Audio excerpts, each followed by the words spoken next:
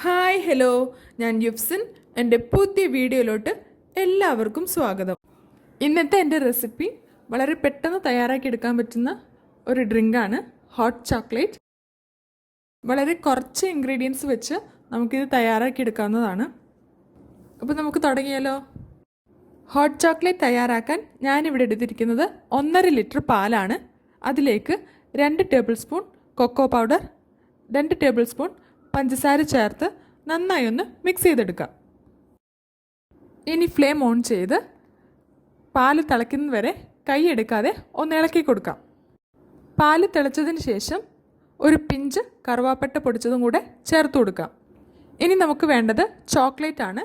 ഞാനിവിടെ എടുത്തിരിക്കുന്നത് 100 gram dark chocolate ആണ്. അതും കൂടെ ഒന്ന് ചേർത്ത് കൊടുക്കാം.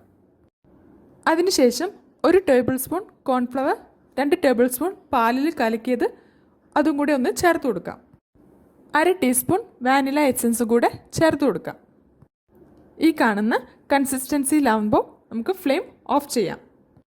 ഇനി നമുക്ക് വേണ്ടത് വിപ്പിംഗ് ക്രീമാണ്. ഞാനിവിടെ ഒരു 3 ടേബിൾ സ്പൂൺ വിപ്പിംഗ് ക്രീം എടുത്തിട്ടുണ്ട്. ഇത് നന്നായി ഒന്ന് വിസ്ക് ചെയ്തെടുക്കാം.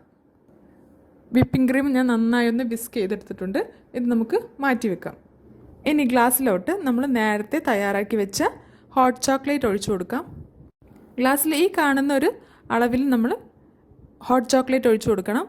കാരണം നമുക്കിനി വിപ്പിംഗ് ക്രീം ചേർക്കാനുണ്ട്.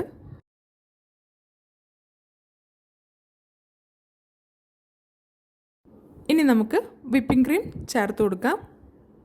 ഇതിന് ശേഷം കുറച്ച് കൊക്കോ പൗഡറും കുറച്ച് സ്പ്രിങ്കിൾസും ഒന്ന് ഇട്ട് കൊടുക്കാം.